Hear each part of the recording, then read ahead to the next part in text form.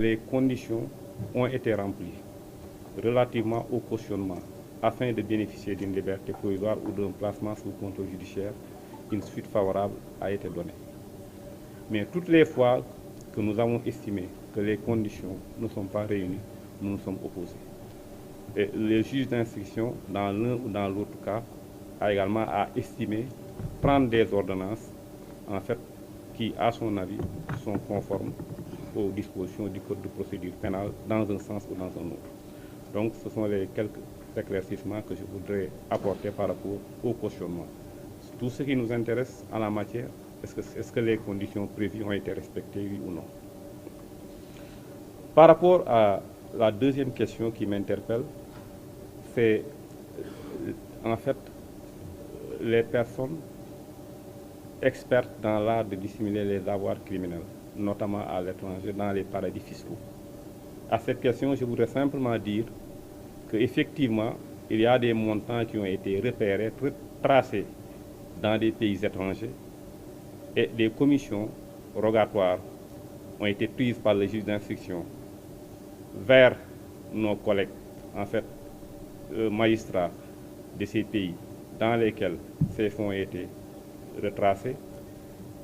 Et il n'est pas exclu, en fait, si cela s'impose, en fait, que des déplacements soient effectués vers ces pays-là afin de prendre des contacts, afin de booster la procédure, afin de voir, en fait, ce qui est possible d'être fait auprès de nos collègues pour nous faciliter la coopération judiciaire.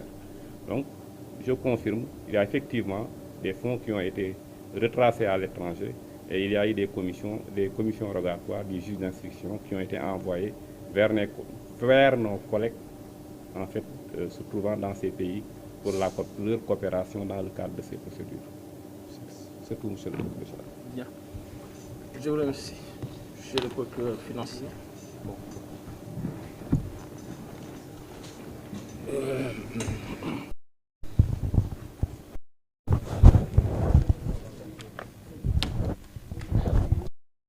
Et indivisible, travaille en équipe dans toutes les procédures qui vous ont été relatées. Les rapports Covid donc ont été reçus par le parquet général presque il y a un mois, et c'est ce travail d'exploitation qui a permis au procureur d'aller vite lorsqu'il a reçu les rapports il y a une semaine. Donc sur ce point, je tenais à le préciser, que le parquet travaille en équipe du parquet général jusqu'au parquet du ressort.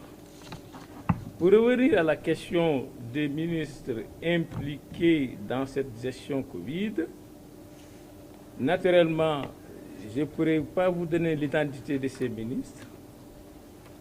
Le temps venu, vous serez informés par la procédure qui sera discutée au niveau de l'Assemblée nationale.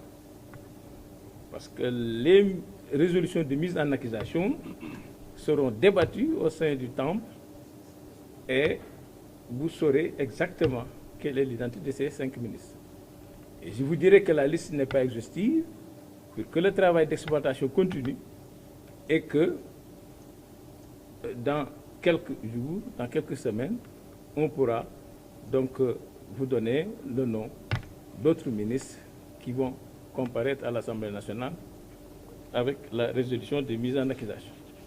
Comme je vous l'ai indiqué, c'est une procédure vraiment qui est exceptionnelle, c'est la Haute Cour de justice, dont le fonctionnement et l'organisation est réglé par une loi organique.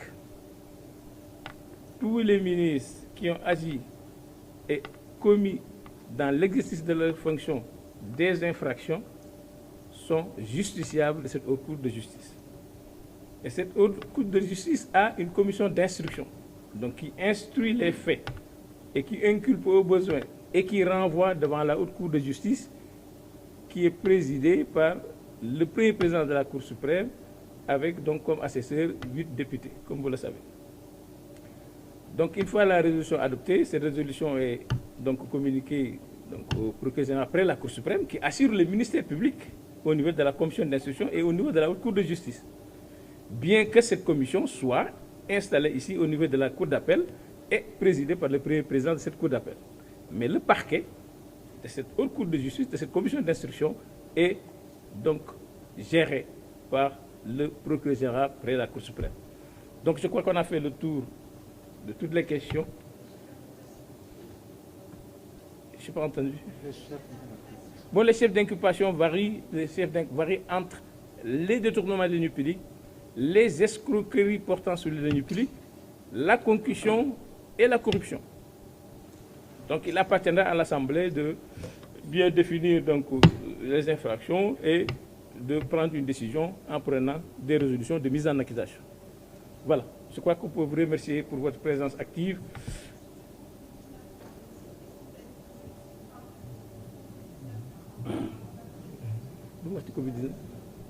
Je n'ai pas bien entendu. Oui, c'est relatif à la gestion du Covid-19. Parce que le rapport de la Cour des comptes relatif à la gestion du budget 2019-2024 vient d'arriver chez le procureur financier qui a instruit la division des investigations criminelles pour enquêter sur ces faits-là. Donc, avec l'évolution du dossier, vous serez donc informé de ce qui se passe. Donc, la transparence va régner. Personne ne va avancer des avis inexacts ou bien faire des manipulations de l'information.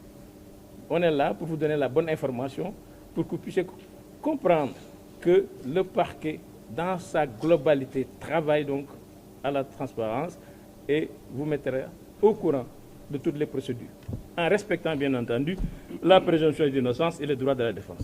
Sur ce, je vous remercie. Merci beaucoup, monsieur le procureur général. Voilà, procureur général bi ñu ngi koy jaajëfal bu baax a baax ginnaaw bi nga xamee ne daal dinañu jeexal li nga xam mooy point de presse bi.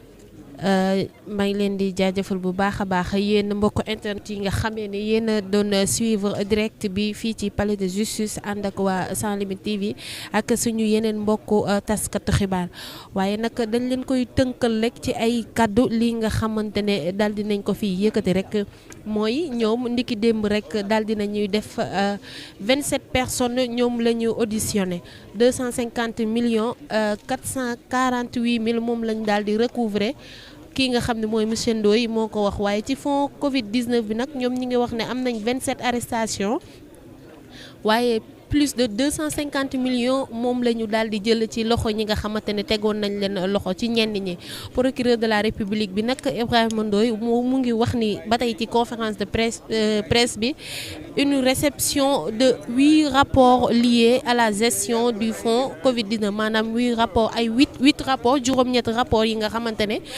dafa lié ci mbirum fonds Covid 19 waaye nag enquête yi nag moo tax ñu am 27 arrestations majorité bi nag dañoo accepté joxe xaalis ngir bañ a tëdd li nga